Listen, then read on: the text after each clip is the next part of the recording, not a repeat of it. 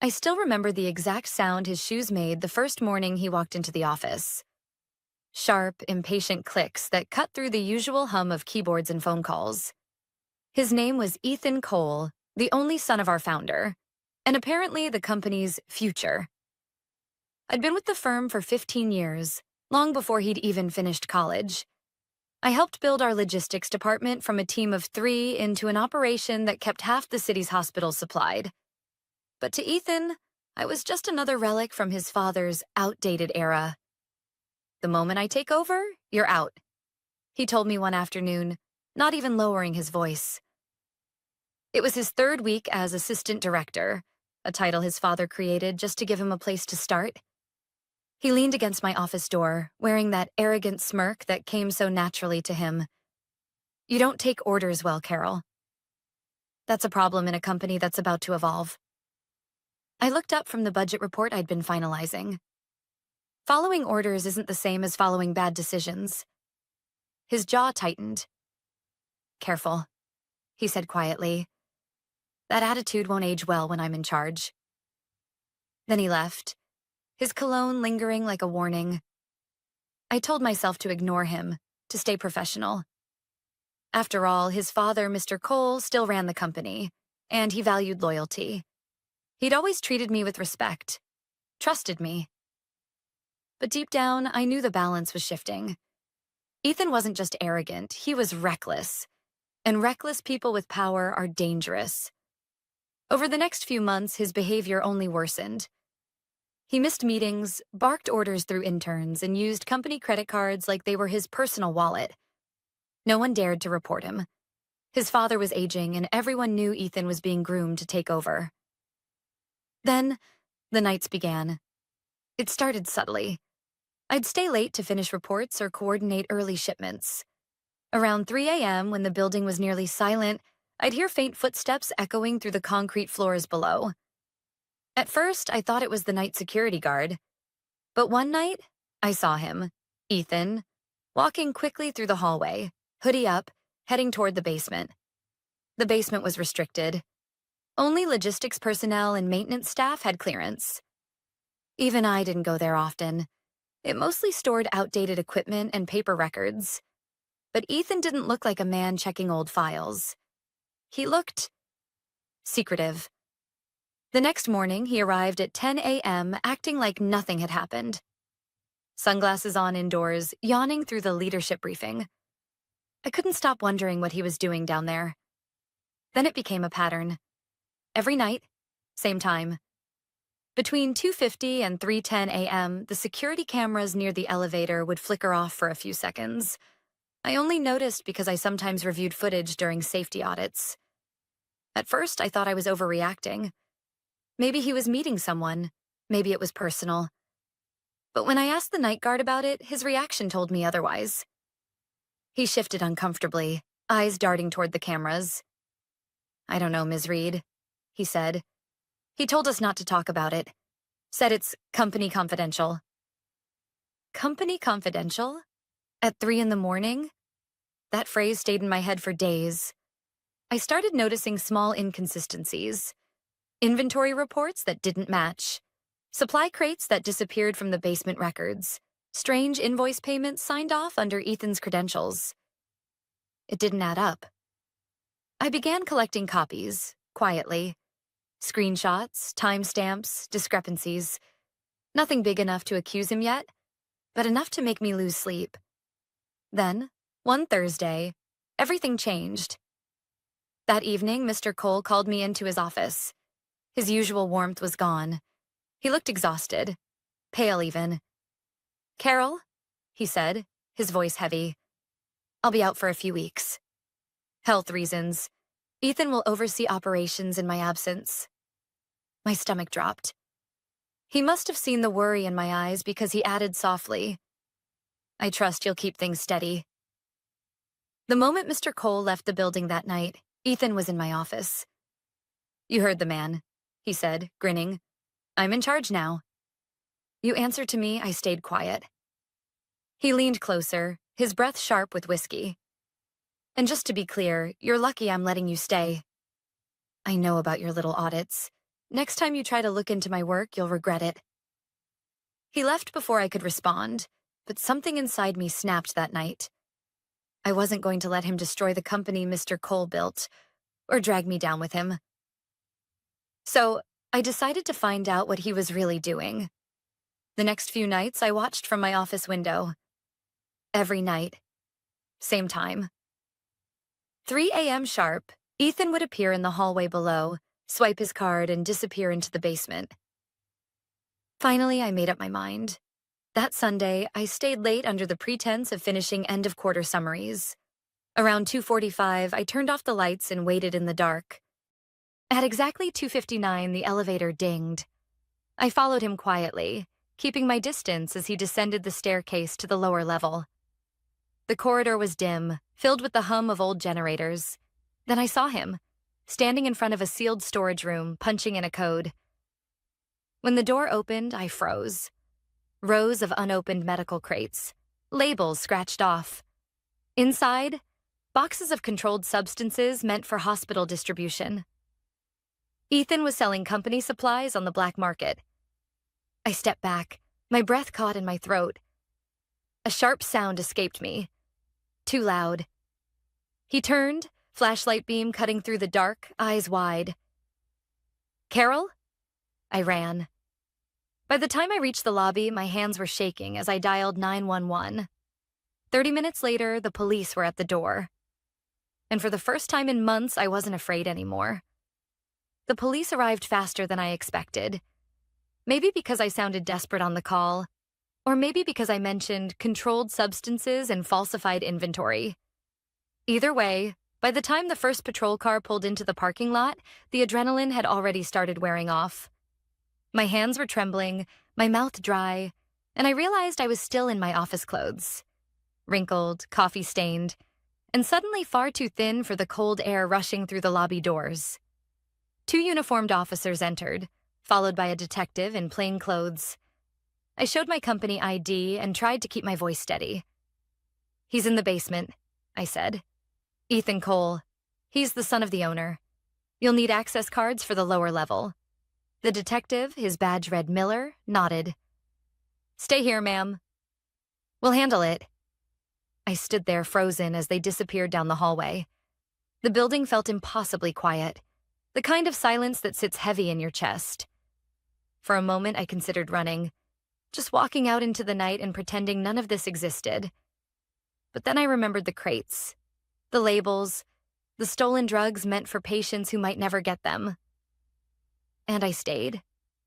It couldn't have been more than 10 minutes before I heard the shouts echoing from below.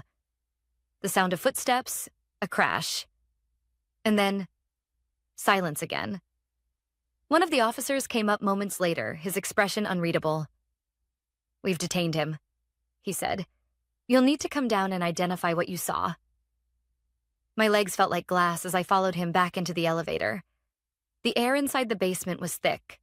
Dust, chemicals, fear. Ethan stood against the wall, hands cuffed behind his back, face pale but defiant. He didn't speak, didn't even look at me.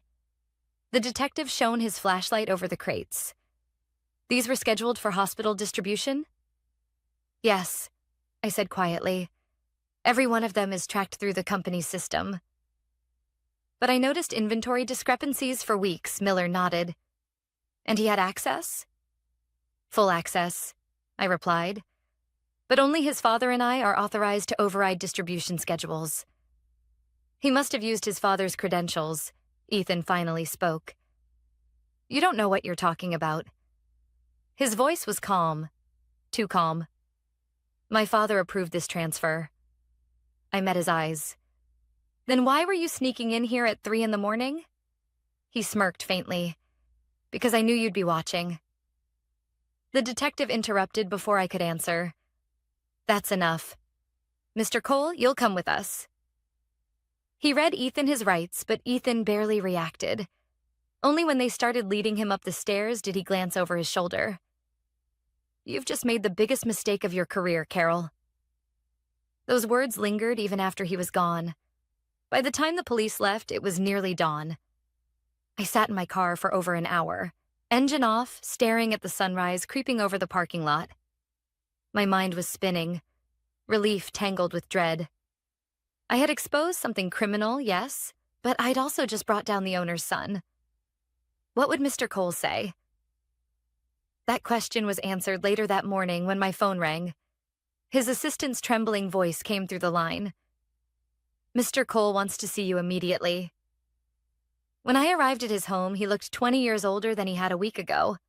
The oxygen machine beside his chair hummed softly. "Sit down, Carol," he said. His tone wasn't angry, just tired. "I've already spoken to the police," he continued. "They told me everything. The evidence, the warehouse footage, your statement." He rubbed his forehead. "I can't believe it." My own son, I stayed silent. What could I possibly say? After a long pause, he looked up.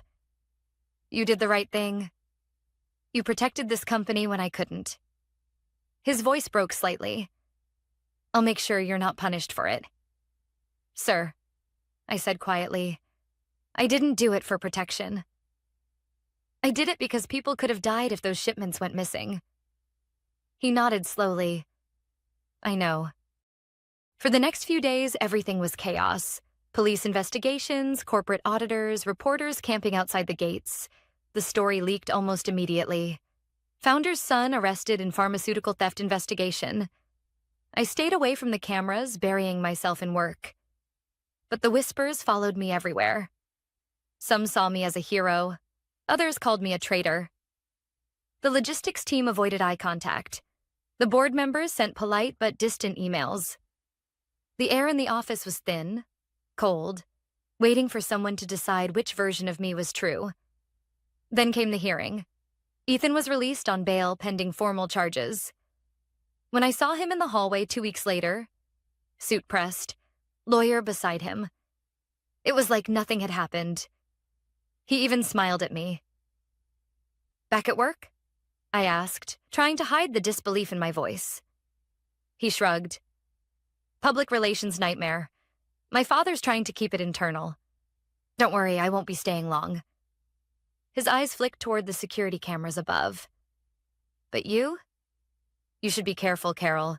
Not everyone likes a whistleblower."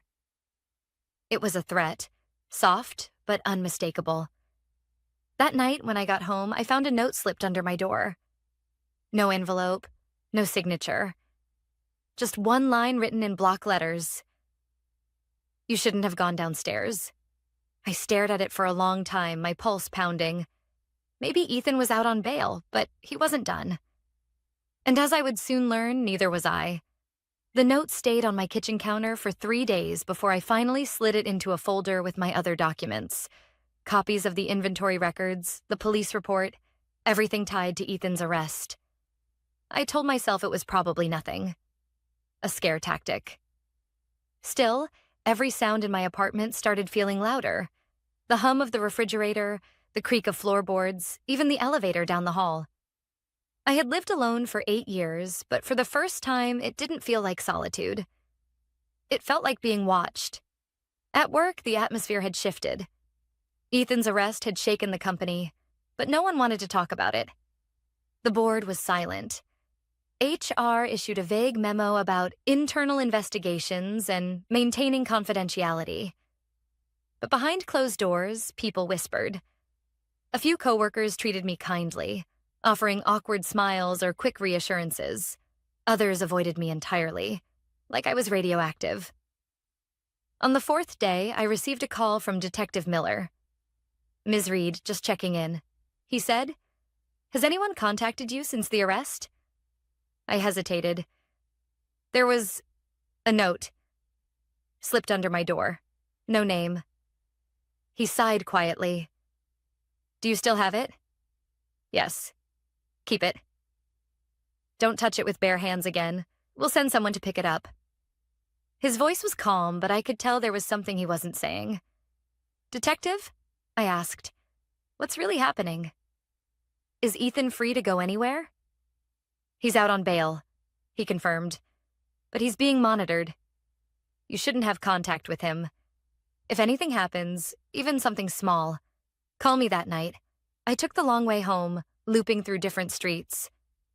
When I finally parked, I sat in my car for 10 minutes before getting out, scanning the lot. The paranoia felt suffocating, but somewhere beneath it was a sharper instinct, a sense that I wasn't just being intimidated. Someone was cleaning up. 2 days later, my suspicion became fact. I arrived at the office early, planning to check archived invoices connected to Ethan's transactions. When I entered the storage room, the boxes were gone. Every single physical file I had flagged was missing. The clerk on duty swore he hadn't seen anyone come in. I went straight to Mr. Cole's office, but his assistant stopped me. "He's not in, Carol," she said, eyes down. "He's at a medical appointment." "When will he be back?" "I don't know. He hasn't been feeling well." Something about her tone sent a chill down my spine. At noon, I returned to my desk and found an envelope waiting. No return address, no markings. Inside was a printed photo. Me, taken from across the parking lot. My car in the background. My face mid-step, unaware. On the back, one line was written in black ink. "Stop digging." I locked myself in the supply closet and called Detective Miller again. My voice was shaking. "Detective, I just got a photo of myself." "Someone's following me." "Where are you right now?" "At work." "Stay there. Don't leave alone. I'll send a patrol car to check the premises." They arrived within 20 minutes, asked questions, took the photo, and left. But the damage was done. I felt like a ghost walking through the halls after that. Present, but disconnected. That evening, Mr. Cole finally called me. His voice was weak, like he'd been crying. "Carol, I'm stepping back for good," he said. "The board wants a transition plan. They're bringing in interim leadership." "Who?" I asked. There was a pause before he answered. "Ethan's lawyer recommended someone from outside. But the board they might bring Ethan back if the charges drop." I couldn't breathe for a moment. "Bring him back? After what he did?" "The official statement says there's no conclusive evidence yet," he said quietly. "They're calling it a misunderstanding of procedures." I almost laughed. A misunderstanding. He'd been caught with stolen supplies in a locked basement at 3 a.m, and they were calling it a misunderstanding. When I hung up, anger replaced fear. I couldn't let this happen. Not again. I spent the next 2 nights gathering everything I had. Digital copies, invoices, shipment schedules, even old security footage I'd downloaded months ago. If the company wanted to bury the truth, I was going to make sure it stayed alive somewhere else. On the 3rd night, while copying files onto an external drive, the lights in my apartment flickered. I froze. Then I heard it. A soft metallic click, like a door being nudged open. My heart pounded so loudly I could barely hear my own breath. I grabbed my phone and whispered, "Hello?" Nothing. Then a faint creak near the kitchen. I moved slowly, phone flashlight shaking in my hand. The air smelled like cigarette smoke. Fresh. But my windows were locked and I didn't smoke. When I reached the kitchen, the back door latch was half turned. Someone had tried to open it. My phone buzzed in my hand. An unknown number. Against my better judgment, I answered. Ethan's voice came through, calm, almost smug. "You really don't know when to stop, do you?" My throat went dry. "Stay away from me." He chuckled softly. "You're not as untouchable as you think, Carol. You've made powerful people nervous. They'll clean this up one way or another." The call ended before I could reply. I stood there in the dark for a long time, shaking. Then I looked down at the drive in my hand. Still blinking, still recording. If they wanted to silence me, they'd have to get through the truth first. The next morning, I didn't go to work. I called in sick, though sick didn't even begin to describe it. I hadn't slept at all. Every sound in my apartment felt amplified. Footsteps above me, the faint buzz of my phone, the hum of the fridge. I kept replaying Ethan's words in my mind. "They'll clean this up. one way or another. By mid-afternoon, Detective Miller called. "We traced the number that contacted you," he said. "It's registered to a prepaid phone purchased last week." "No leads, but it's likely him. Can you protect me?" I asked. There was a short pause. "Not formally." "Not yet. There's no direct threat, just intimidation. But we're watching him. I didn't find much comfort in that. I had already realized something. Intimidation wasn't his end goal. It was a warning. He wanted me to panic, to make a mistake. That night, I packed an overnight bag and drove to a small motel on the edge of town. It wasn't far, but far enough to make me feel invisible. I backed my car against the wall so the license plate couldn't be seen from the street, locked the door, and sat on the bed staring at the small, blinking drive in my purse. It contained everything: scanned documents, shipment records, copies of invoices, timestamps from security footage, evidence the board had conveniently ignored. I decided to send it all to Miller in the morning. But when I turned on my laptop, something strange happened. My files were gone. Every folder, every photo, every note. Just blank space. My stomach dropped. I checked the drive on my backup computer. Empty. I wasn't hacked remotely. It was local. Someone had accessed it physically. That's when it hit me. Someone had been in my apartment while I was gone. Not just trying the back door. Inside. I threw on my coat and drove straight to the station. Miller met me in the lobby, his face grave. "Slow down, Carol," he said. "Start from the beginning." "They were in my apartment," I said, my voice shaking. "My files, they're gone." He frowned. "We can check the scene, but if you left voluntarily, there's no sign of forced entry." "They had a key," I snapped. "Or copied one. Ethan's people have access to everything Miller's side. Listen, we're pushing this through the DA's office. There's enough for a criminal case if we can link the missing inventory directly to him. But you can't stay alone. You need to disappear for a few days." Disappear. The word settled like a stone in my chest. I drove to the only person I could trust. Nicole, a former colleague who'd transferred to another branch 2 years ago. She opened the door still in her scrubs, confusion turning to worry when she saw my face. "Carol, what's going on?" I told her everything. The basement, the arrest, the threats, the erased files. She listened in silence, her expression hardening. "You need to trap him," she said finally. "If they're deleting evidence, then make new evidence. Make him expose himself." Her words lingered. Trap him. That night, we made a plan. I still had access to my company email and a few internal systems. If Ethan was truly panicking, I could use that. I'd send a fake message, one that sounded like I had more evidence, something he couldn't ignore. We wrote it together. 2. Ethan Cole. Subject: remaining files secured. "Ethan, I know what you've been doing, and I've made copies, not just of the inventory logs, but of your offshore transactions too. Meet me at the office basement at 3 a.m. tonight. If you want to explain yourself before this goes to the police, that's your last chance." We used a private server, no traceable IP, and scheduled it to send automatically in an hour.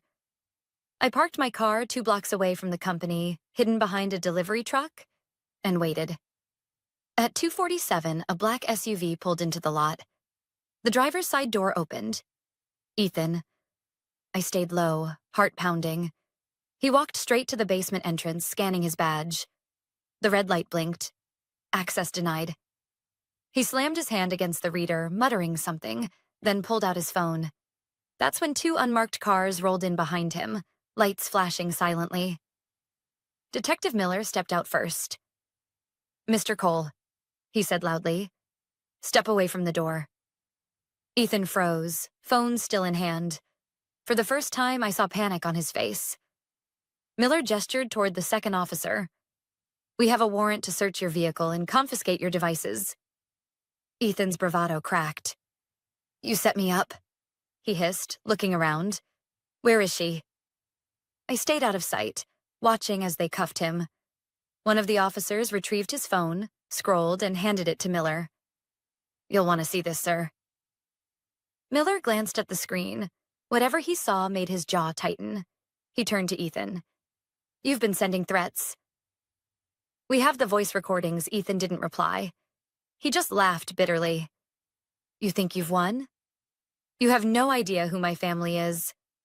As they led him to the car, I finally stepped out from behind the truck. Miller looked up, surprised. "You were here?" "I needed to know," I said quietly. "I needed to see it end." He nodded slowly. "It's not over yet. But this will help.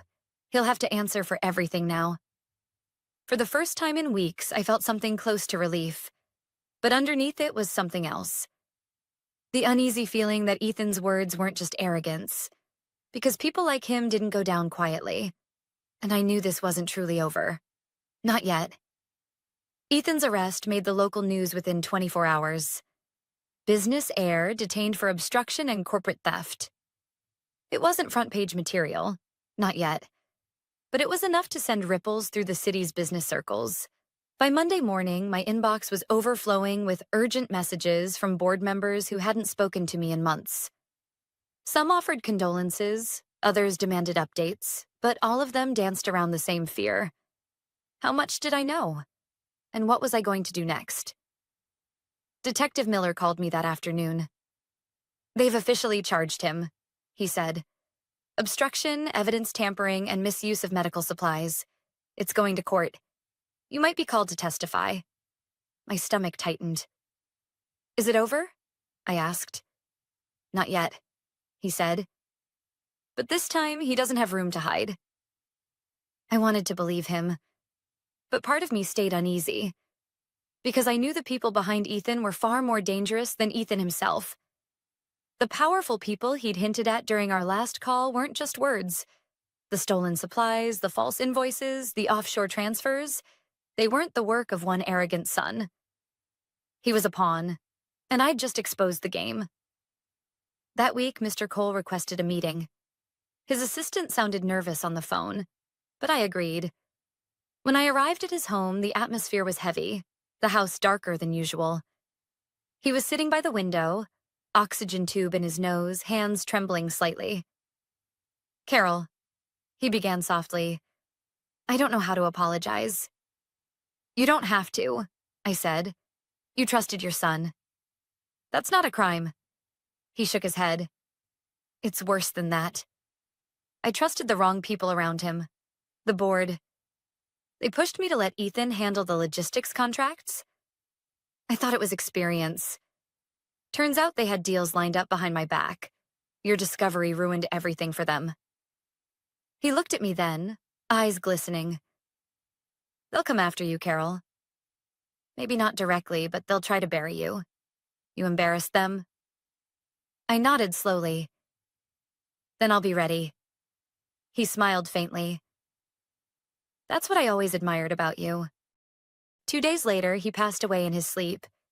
The company sent a formal email, brief, emotionless, and devoid of acknowledgement for the man who had built everything from nothing. I sat in my office that morning, rereading the message until my hands shook. The only line that felt human was the last one.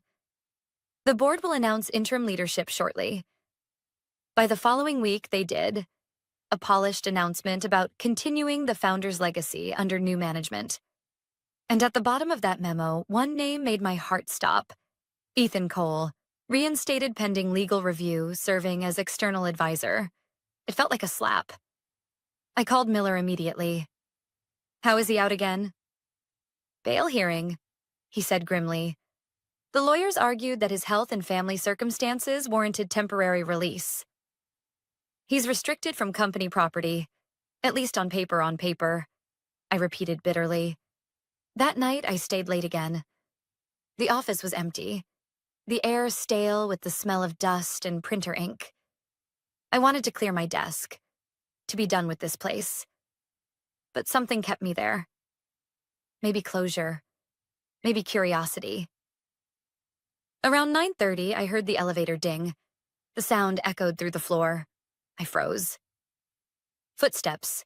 Slow, deliberate. When I turned toward the glass doors, he was standing there. Ethan. He looked thinner, paler, but his eyes were the same. Sharp, calculating. "You shouldn't be here," I said, voice low. "Neither should you," he replied calmly. "But here we are." He took a step closer, and I noticed the bandage on his wrist. "You think you won, don't you?" he continued. "You think the truth matters. It doesn't. These people, they'll make me the victim. The story's already changing," I swallowed hard. "You ruined lives for profit. That's not something you spin your way out of." He laughed softly. "Watch me." Then he leaned closer, lowering his voice. "My father's gone. The board wants peace. They'll make a deal. And when they do, I'll walk free. You? You'll be the woman who cost this company millions. They'll erase you, Carol." Piece by piece, I stared at him, pulse racing. "Then I'll make sure they can't." He frowned slightly, and I reached into my bag. The small recorder blinked red. "I learned from the best," I said quietly. "Every threat you've made since you got out, every word, it's all here." For the first time, I saw real fear flash in his eyes. He turned sharply, heading toward the elevator, but the doors slid open before he could reach them. Detective Miller stepped out, followed by 2 officers. "Ethan Cole," he said, voice steady. "You're under arrest for violating your bail conditions." Ethan froze, jaw tight. "You set me up again." "No," I said softly. "You set yourself up." I just pressed record. They cuffed him without resistance this time. As they led him away, he glanced back once, his face unreadable, somewhere between hatred and disbelief. When the doors closed behind them, I exhaled for the first time in what felt like months. The next day, the company issued another statement. Effective immediately, Ethan Cole is permanently removed from all positions within the organization. The board members resigned in quiet succession. An external investigation was announced. For the first time, the halls felt lighter. 2 weeks later, I packed my things, not in defeat, but in peace. As I walked out of the office, I passed the plaque near the lobby. Founded by Richard Cole, built on integrity, trust, and service. For the first time, I understood those words fully. It wasn't revenge that drove me all this time. It was restoration. The need to remind people that decency still mattered, even when power didn't. I drove home that evening with the windows down, the city lights flickering in the distance. For the first time in years, I wasn't afraid. I had lost my job, maybe my reputation too. But I had kept something far more valuable. Myself.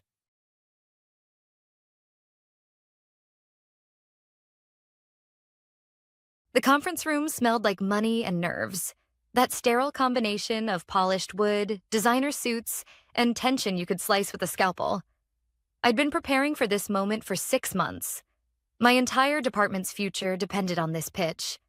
I had just finished explaining the projected ROI when I noticed the subtle shift in the room. A faint smirk on the CEO's face.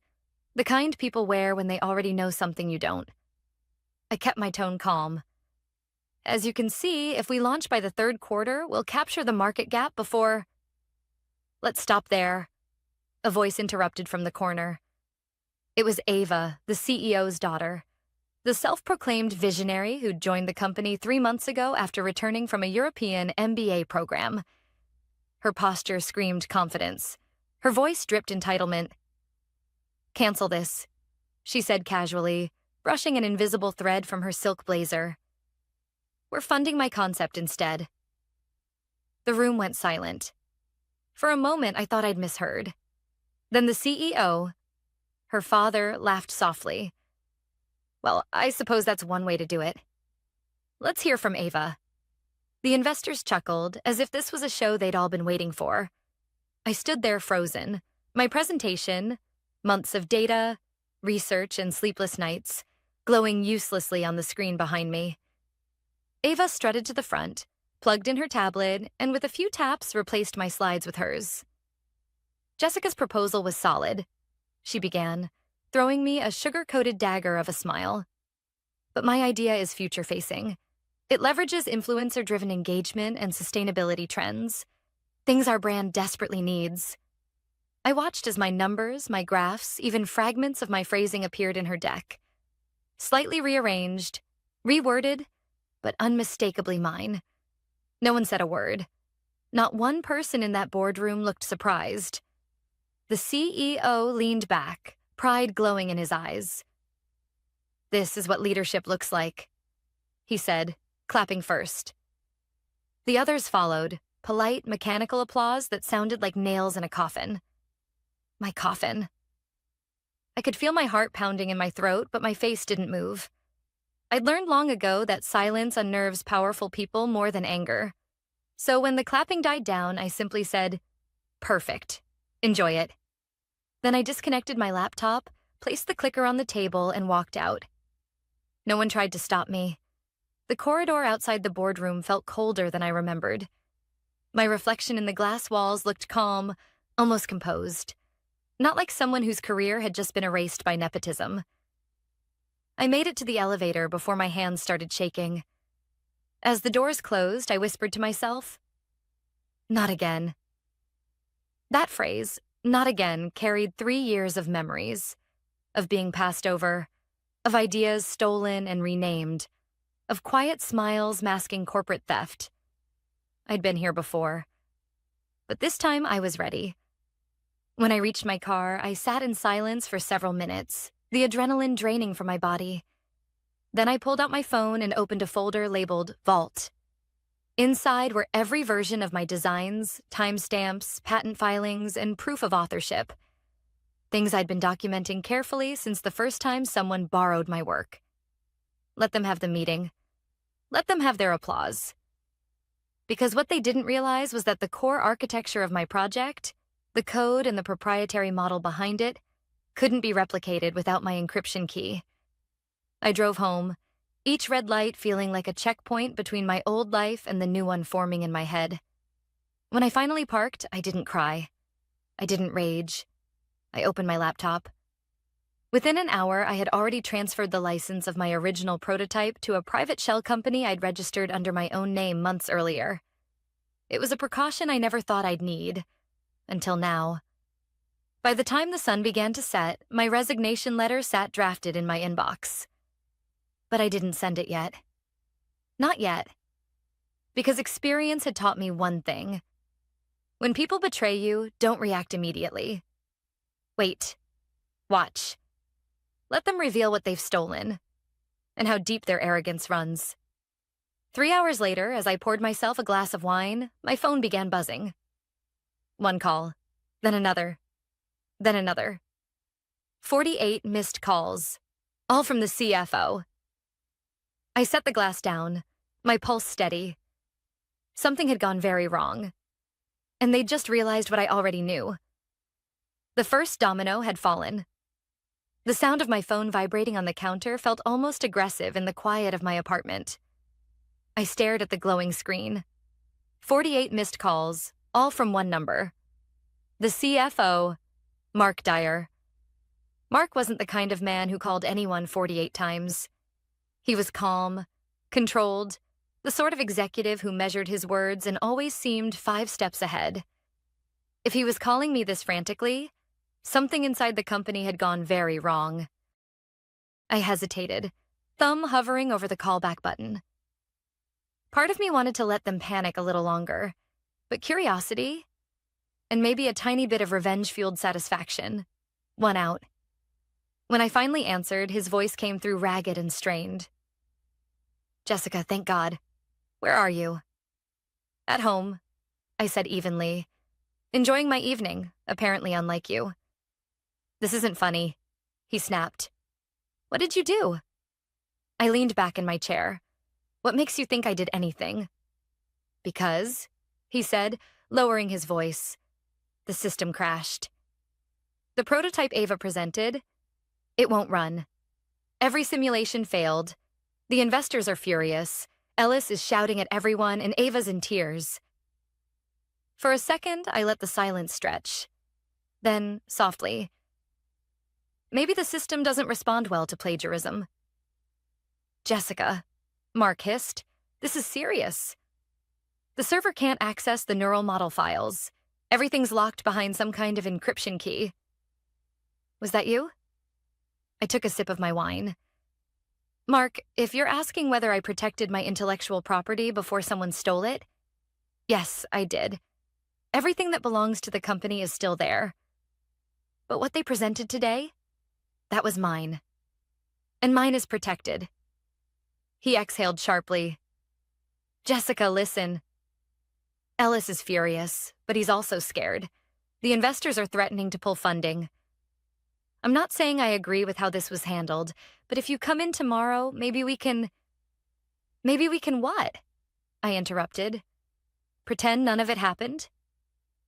Pretend his daughter didn't humiliate me in front of the entire board? Look, I'll be honest, Mark said, his tone softening. I told Ellis it was a mistake. Ava's concept was never viable without your base framework. They thought they could plug in your files and make it work. But it turns out your security protocols are, well, bulletproof. I allowed myself the smallest smile. Good to know. He sighed. I'm on your side, Jess. But if you don't show up tomorrow, they'll blame you for everything. They're already drafting an internal memo accusing you of sabotage. That caught my attention.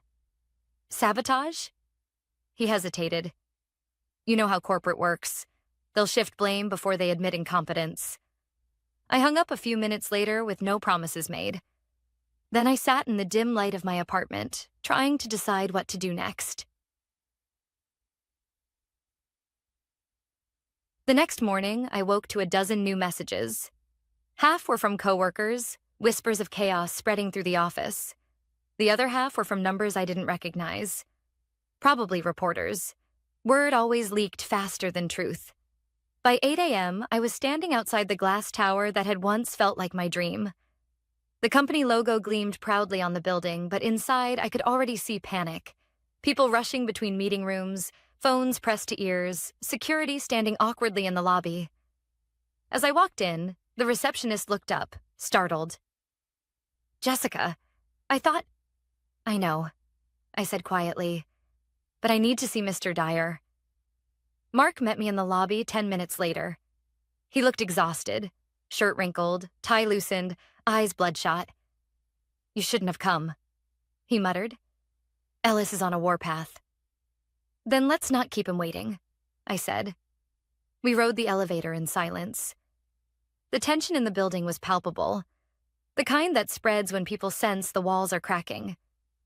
When we reached the executive floor, voices echoed down the hall. Ellis was yelling.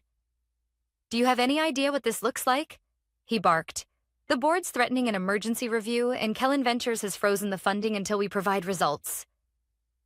Ava sat in the corner. Mascara streaked down her cheeks, her usual arrogance replaced by fear. When Ellis saw me, his face twisted. You.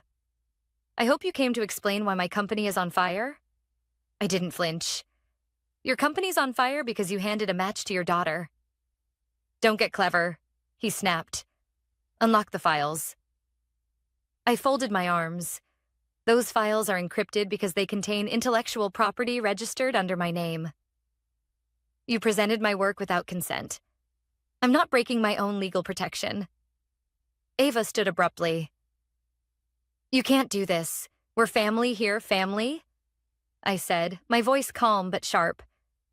You humiliated me in front of my peers, took my research and claimed it was yours. That's not family, that's theft. Ellis slammed his fist on the table. Enough. You think you can hold us hostage? I'll have my lawyers. Go ahead, I said. They'll love discovering the timestamps that prove every element of that project originated on my personal account. The one I legally backed up and patented 6 months ago. Mark's eyes widened slightly. He hadn't known that. For a long moment, no one spoke. Then Ellis's tone shifted. Quieter, but more dangerous. You're making a mistake, Jessica. You can't win against us. I met his stare. Then maybe it's time you learned what happens when people like you underestimate the ones who built your empire. Without waiting for a response, I turned and walked out. My heart was pounding, but my steps were steady. In the elevator, I checked my phone again. Another message from Mark flashed across the screen. The investors want to meet you. Privately. Noon. Don't tell Ellis, I exhaled slowly, staring at my reflection in the mirrored wall. For the first time in years, I didn't feel like the employee they could silence. I felt like the one writing the next chapter. The cafe across the street from headquarters had always been my quiet escape. A place where I could think clearly, away from the politics upstairs. But today, as I stepped inside, it felt more like neutral ground for a war negotiation. 3 of the company's investors were already seated in the back corner, their tailored suits and tense expressions making them impossible to miss. Mark was with them, and when he spotted me, he gave a subtle nod. Part relief, part warning. Jessica, said the man in the middle, extending his hand. I'm Richard Hale. You probably know who I am, I did. He wasn't just an investor. He was the majority stakeholder, the one person Ellis truly feared. Please sit, Richard said. His tone was calm, but his eyes were sharp. We need clarity. Quickly, I took a seat across from them, folding my hands on the table. I assume this is about the situation.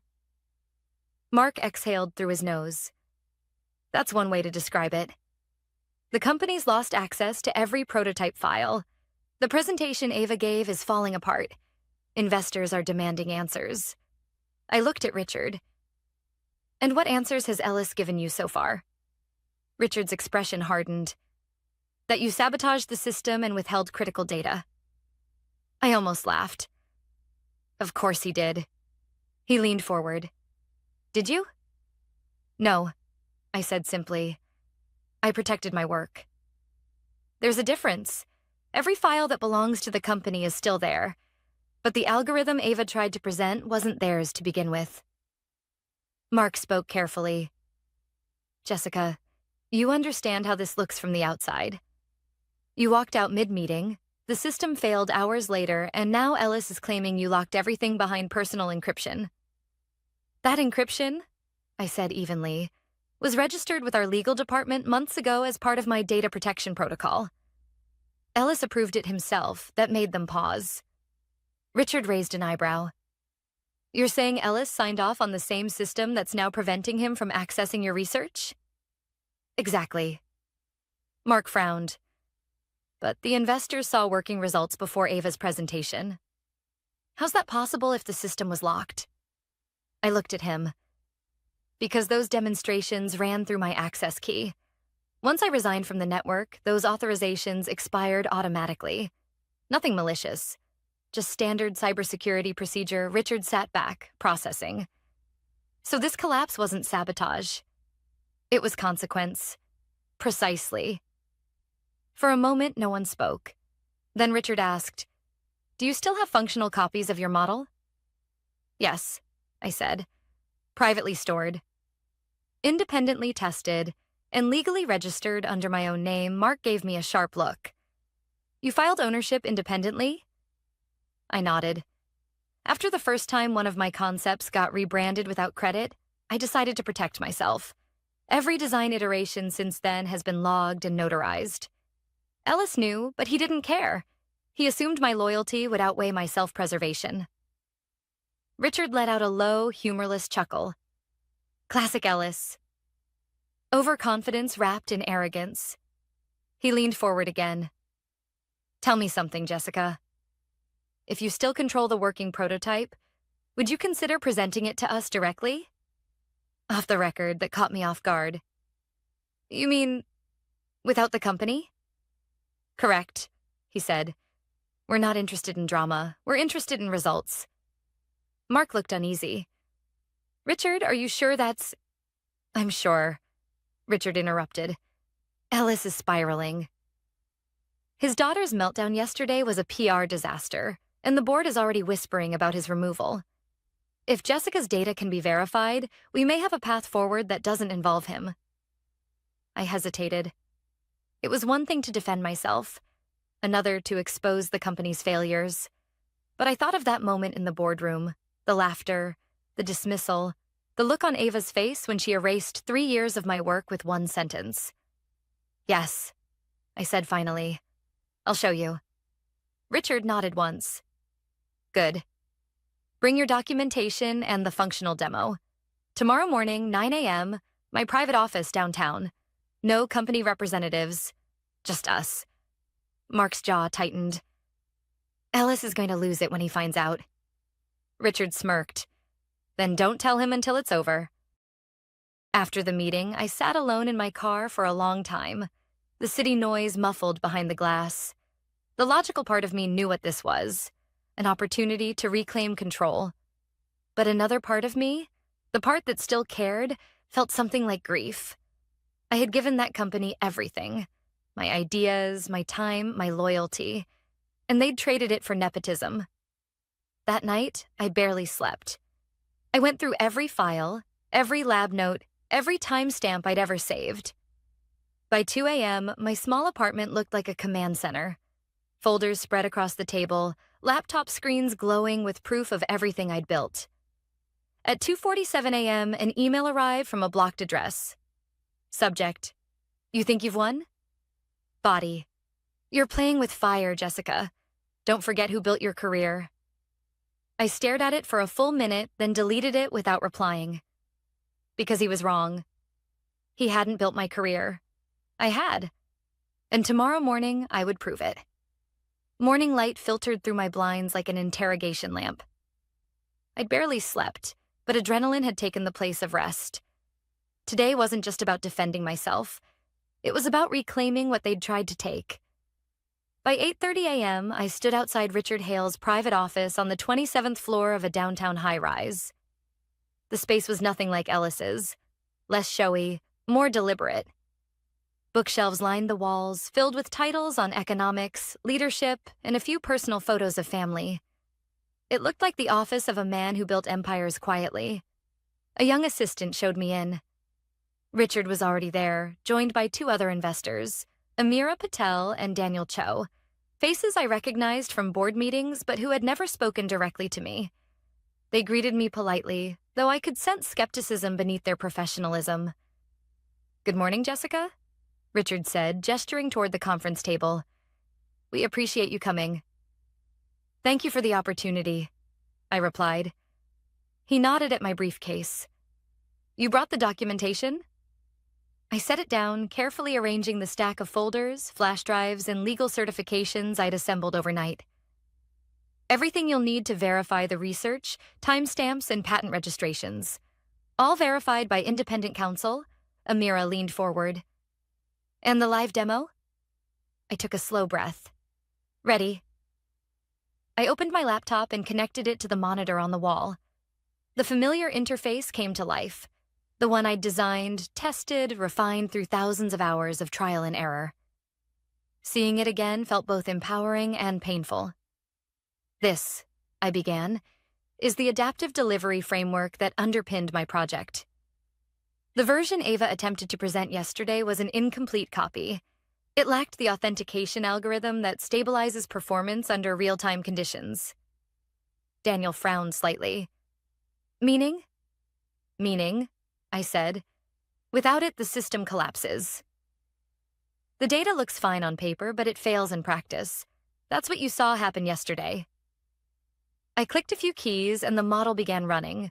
Real-time metrics appeared on the screen. Stability at 99.8%, performance threshold green. Perfect. The investors leaned forward, watching as I walked them through the process. The equations, the testing environment, the verification logs. Every data point matched the reports they'd seen months earlier, except now, the results were replicable. Richard's eyes narrowed in concentration. This is the same model that generated those early results? Yes, I said. Except now it's mine, not theirs. And it works because it was built from understanding, not imitation. Amira glanced at Richard, then back at me. Ellis told us you developed this while employed under his company. That gives them partial ownership under your contract, I expected that. Only for work conducted during paid hours using company resources, I replied. But the core algorithm, the stabilizer and authentication framework, were developed independently, on my own equipment, in my own time. I've got digital evidence for every stage. I handed her a folder showing notarized timestamps and independent lab correspondence. I anticipated what might happen after seeing how they handled previous innovations, so I made sure to protect my work legally. Daniel whistled softly. You were smart. Cautious, I corrected. Smart would have been leaving sooner. Richard gave a small, approving smile. I appreciate your transparency. Tell me, Jessica, what do you want now? The question caught me off guard. What do I want? Yes, he said. If we back you, what's your goal? To take Ellis down? To build something of your own? Or just to be right? I paused. The truth was, a week ago I would have said revenge. But now, sitting here, watching the data flow across the screen, proof that my work could change the industry, I realized it wasn't about revenge at all. I want to continue the work, I said finally. Properly, ethically, with people who care about innovation, not power. Amira nodded slowly. And if we agree to that, what happens to Ellis's company?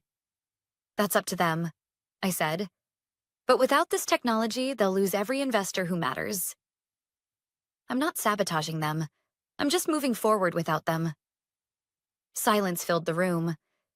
Then Richard leaned back, exhaling. I'll be blunt, Jessica.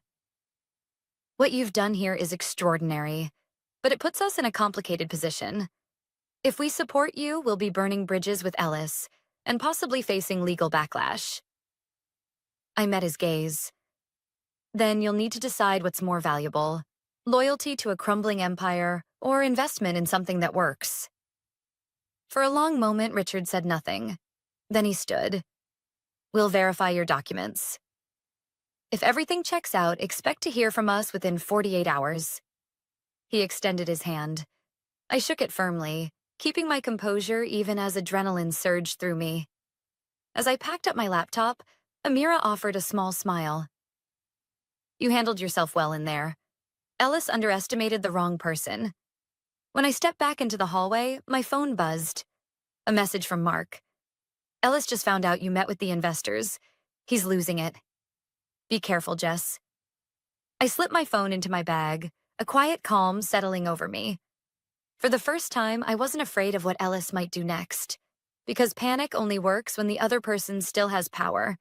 And this time, he didn't. 2 days passed like a held breath. I went through the motions of normal life. Grocery shopping, feeding my cat, answering meaningless emails. But underneath it all, I was waiting. Every sound from my phone made my heart skip. Every silence stretched too long. By Friday morning, I was pouring coffee when the message finally came. From Richard Hale. Subject, decision body. Everything checks out. We're terminating funding to Ellis's company effective immediately. Let's discuss next steps today at 2 p.m. Just you and me. I read it twice before the weight of it hit me. It was over. The empire that had dismissed me, humiliated me, and stolen my work was collapsing. I got dressed carefully, not to impress, but to feel grounded. A navy blazer, no makeup beyond a steadying shade of lipstick. When I looked in the mirror, I saw someone I hadn't seen in years, a woman in control of her own story. At 2 p.m., Richard's assistant ushered me back into his office. He looked up from his laptop and smiled, faintly this time. You were right, he said simply. Your documentation is airtight. Our auditors verified every timestamp, every patent, every experiment log. Ellis doesn't have a case. I exhaled slowly, tension leaving my shoulders. What about the company? Already imploding, Richard replied. The board held an emergency session this morning. Half the investors pulled out after seeing the data you shared. The rest are demanding Ellis's resignation. I hesitated. And Ava? She resigned last night. There's a rumor she's leaving the country for a while. The image of her smug grin from that day in the boardroom flashed through my mind, but instead of satisfaction, I felt something closer to pity. Maybe she'd finally learned what accountability felt like. Richard's voice pulled me back. We'd like to invest in you directly, Jessica. A new company, independent with full creative control. We can fund your research under your leadership. Name your terms. For a moment, I couldn't speak. I'd spent so long fighting for recognition that I'd almost forgotten what it felt like to be believed in. I want transparency, I said finally. No politics. No stolen credit. Everyone who works for me gets proper acknowledgement. Richard nodded. Done. We'll draft the paperwork this week. I smiled. Then let's build something real. That evening, I walked along the river, my phone buzzing with notifications, news headlines, industry blogs, whispers of a scandal spreading through the business world. CEO steps down amid intellectual property dispute. Whistleblower scientist proves key innovation was hers. Ellis Group faces collapse after funding withdrawal. I stopped reading after that. The satisfaction was fleeting. I wasn't interested in headlines. What mattered was the quiet that came after. The kind that only arrives once you've stopped trying to prove your worth to people who never intended to see it. Back at my apartment, I found an envelope slipped under the door. No name, no return address. Just my own name written in rushed handwriting. Inside was a folded sheet of paper and a USB drive. The note read, "You were always the one who deserved it. I'm sorry. Mark."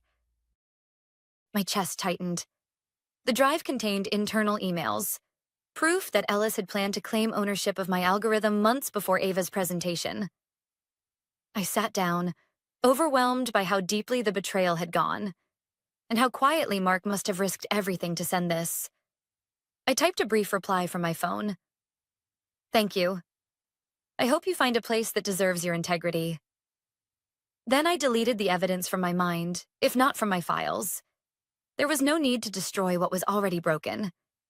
The next morning, I met Zara, my closest friend from the lab, for coffee. She looked exhausted, but lighter somehow. You heard, right? She said. Ellis was escorted out yesterday. No press, no ceremony. Just gone. I heard, I said. She stirred her drink. People are talking about you. Some say you planned it all. Others say you got lucky. Maybe both, I said with a small smile. She reached across the table. So what now? I'm starting something new. My own lab, my own team. Zara's eyebrows lifted. You need another scientist? I laughed. Always. She grinned. Then count me in. For the first time in years, I felt something pure. Not anger, not relief, but peace. A week later, I stood inside an empty workspace, bare walls, 2 desks, and a whiteboard waiting to be filled. The sign on the door read LUMA Biotech, the name I'd chosen. Simple, bright, and nothing like the cold empire I'd left behind. As the lights flickered on, I thought about how far I'd come, from being dismissed in a boardroom to building something of my own. People often think revenge is about destruction, but it's not.